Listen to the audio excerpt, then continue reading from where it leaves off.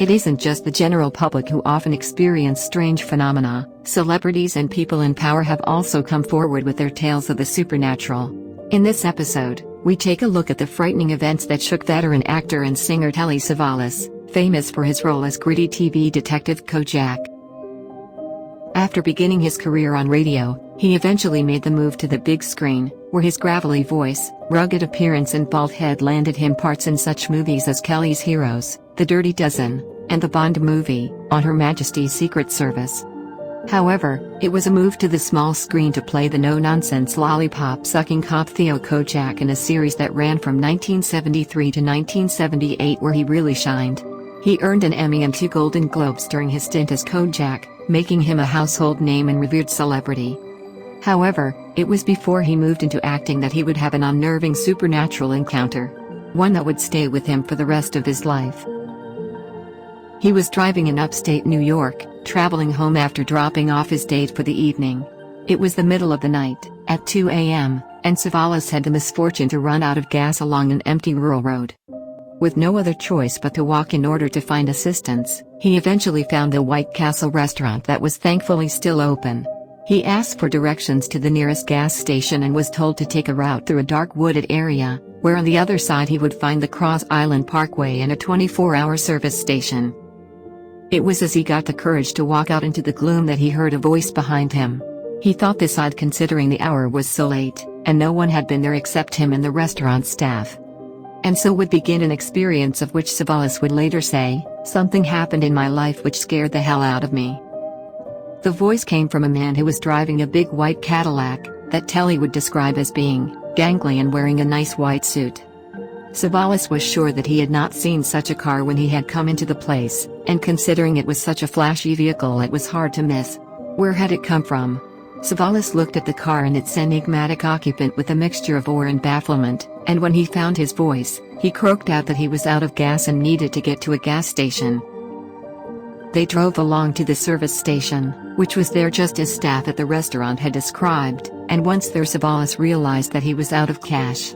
Without telling this to the driver in the white suit, the stranger promptly produced a dollar bill from his pocket to pass to him whilst saying, "I'll lend you the money."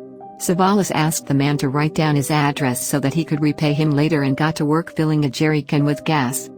After paying for the fuel he loaded the can into the back of the Cadillac and the stranger drove him back towards where Savalas had left his car. Then out of nowhere the mysterious stranger asked him if he knew a certain infielder for the Boston Red Sox, who Savalas said he did not. It was a rather strange comment to make, as they had not been talking about baseball at all, and it had come out of the blue. Savalas would later say of it, "It's so bizarre," he would say that, and in the spookiest voice I ever heard. The driver merely said that it is too bad Savalas didn't know him, because the two of them were good friends. The next day, Savalas went to work as usual at the U.S. State Department, where he was employed at the time, and at some point, he read some news that a baseball player had died, who he recognized as the same name the stranger from the night before had mentioned. Astonished, the future actor decided to get in touch with the man right away to offer his condolences, calling the number he had been given, but this was where things would get truly bizarre. A woman picked up on the other end, and when Savalas asked to speak to the white-suited gentleman she became very cold and confrontational. He asked her again to speak to the man, describing what he looked like, and then the woman gave an eerie answer, saying, "Look. You say my husband, white suit, white Cadillac, bald head, long arms and fingers, tall, right? You say he stopped and gave you a lift to the gas station yesterday? Even loaned you $1. Well, Mr. Savalas, I simply find that hard to believe. In fact, impossible to believe. You see, Mr. Savalas, my husband has been dead for 4 years. Is this some sort of sick joke, mister?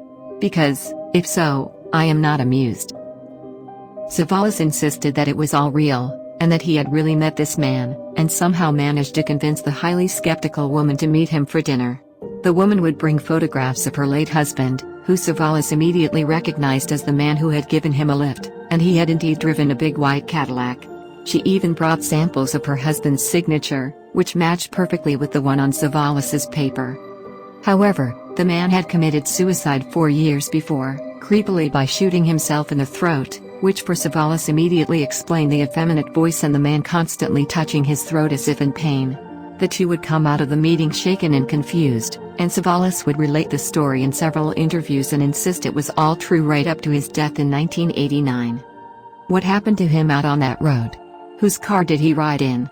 Did this really happen, or was he, for whatever reasons, making it up? No one really knows, and it remains a creepy unsolved mystery.